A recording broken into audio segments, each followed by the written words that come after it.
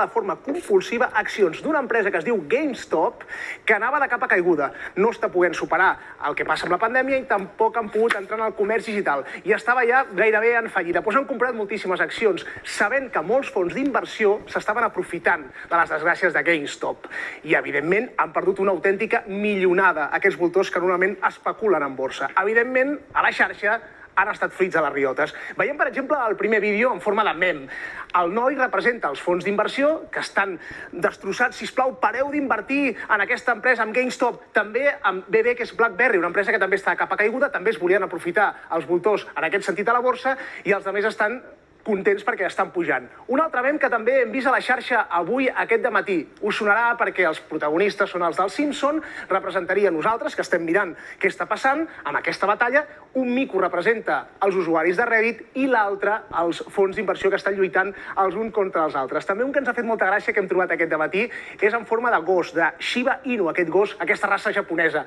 Fa una setmana aproximadament els fons d'inversió estaven així, musculats, forts, perquè dominaven el mercat, el lliure mercat. Deien, no volem cap regulació perquè així podem anar fent trampes i podem anar especulant. Però ara, en canvi, aquesta setmana es troben així, plorant i demanant, sisplau, que regularitzi precisament el mercat, el que mai havien volgut que passés, perquè ara estan perdent molts milions. Però en qualsevol cas, qui ho ha explicat molt bé és el col·laborador d'aquest programa, el Carles Planas, periodista del Periódico, que ha fet un fil a Twitter molt interessant i que ara el tenim en línia en directe. Carles, què tal? Com estàs? Bona tarda. Hola, bona tarda. Carles, a veure, quin és l'origen de tot plegat? Bueno, tot l'origen, per entendre'ns, hem de primer entendre què és GameStop, no? GameStop és una companyia d'electrònica i de videojocs físics que no estava preparada pel comerç electrònic, no? Llavors, des de fa temps, fa més d'un any, que arrossega molts problemes en el seu negoci i que aquests problemes s'han incrementat durant la pandèmia, no? I això els ha portat a tenir fortes pèrdues. El fet que GameStop estigués a camí de la fallida va despertar l'atenció d'aquests grans fons especuladors de Wall Street que, com voltors, van començar a donar voltes sobre el cadàver de GameStop, bàsicament perquè el que fan és, quan veuen que hi ha una empresa moribunda, intenten fer negoci amb la seva possible fallida, no? Llavors, com ho fan? Això tècnicament ho fan amb una tècnica que es coneix com vendre en curt, que, resumint-ho molt, és apostar a que l'empresa cau. Llavors, si les accions de l'empresa cauen, aquests fons el que fan és guanyen molts milions amb la fallida d'altres empreses. I això és una cosa que a Europa està prohibida, però que als Estats Units es permet. O sigui, Carles, bona tarda, perquè ho entenguem.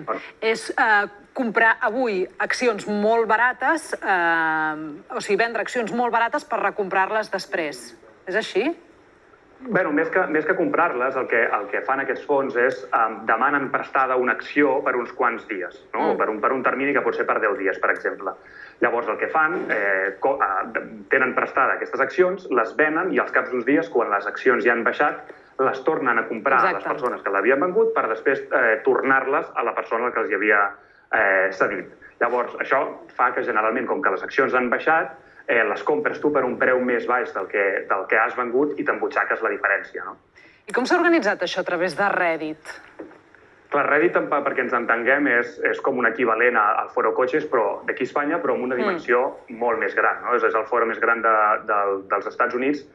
I allà hi ha milers de converses diferents i una d'aquestes converses que hi ha era una que es diu Wall Street Bets, en la que hi ha més de 2 milions d'usuaris en les que generalment el que fan és xerren sobre temes financers, parlen sobre com invertir, etc. Llavors van veure que aquests fons voltor començaven a assetjar aquesta empresa, no? Que començaven a apostar per la seva fallida i llavors, veient que feien això, van dir calla, el que podem fer és organitzar-nos nosaltres i intentar donar un cop molt fort a Wall Street. I això el que van decidir fer va ser comprar les accions de GameStop en massa, no? I encara que l'empresa estigui en desgràcia, si a la borsa tothom comença a invertir-hi molt, les seves accions es disparen. I això ha fet que una empresa que té calculades unes pèrdues fins l'any 2023, doncs a principis d'any les seves accions estaven en $13 per acció i ara estan per sobre dels $350, que s'ha disparat més d'un 1.500% des de principis d'aquest any, no? Llavors, el que han fet és un atac coordinat contra Wall Street utilitzant les pròpies tècniques que els inversors de Wall Street utilitzen per tal de trolejar-los, no? Perquè aquí darrere el que hi ha és una gran broma de tots aquests usuaris que han fet com una performance i han arrossegat aquests fons voltor a pèrdues de més de 6.000 milions de dòlars amb el que portem d'any només, que és una animalada. I, Carles, no sé si ho has vist, però els usuaris de Reddit continuen embolicant la troca. Ara estan fent pujar les accions de DOG, una de les criptomonedes de les quals en parlàvem fa poc a la línia. Tindran sostre aquesta gent? Què pot estar passant? Clar, el que hem vist és que això és un acte de troleig, és un acte de convertir aquesta mena de rebel·lió de la gent de Reddit contra els elits de Wall Street.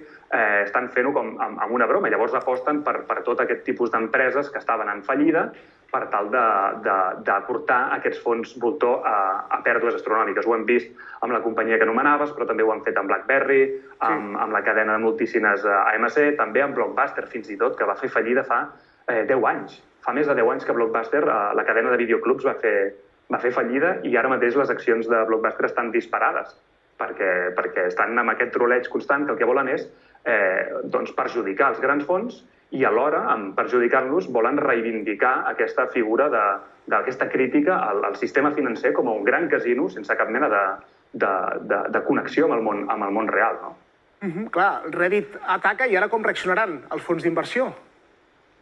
Clar, probablement la gran paradoxa, com mencionaves bé amb el mem del gos, és que els grans especuladors fins ara s'aprofitaven de la desregularització del mercat, no? Per poder treure rèdit de les empreses que fan fallida, per exemple, que és el que va passar a la crisi econòmica del 2008, ho vam veure.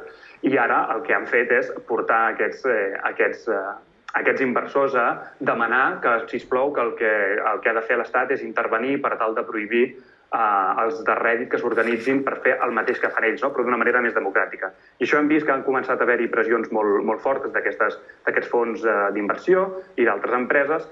Una de les aplicacions a través de les quals feien aquestes inversions la gent de Reddit, que es diu Robinhood, ha començat a bloquejar les inversions en aquestes empreses per tal d'intentar frenar aquest atac coordinat contra Wall Street, i això ha fet que aquesta tarda les accions caiguessin, no? Però el que també han fet és, hem vist que el president de la borsa del Nasdaq ha dit que monitoritzaria, vigilaria les operacions bursàtils que es fan des de les xarxes socials, però és una cosa que això no es fa amb els fons, no? Els fons d'inversió, els inversors professionals, els inversors aquests que tenen la imatge del lobo de Wall Street que estem acostumats a veure, aquests no tenen cap mena de supervisió, no? O poden fer tot aquest tipus d'estratègies sense una vigilància perquè el mercat està desregulat.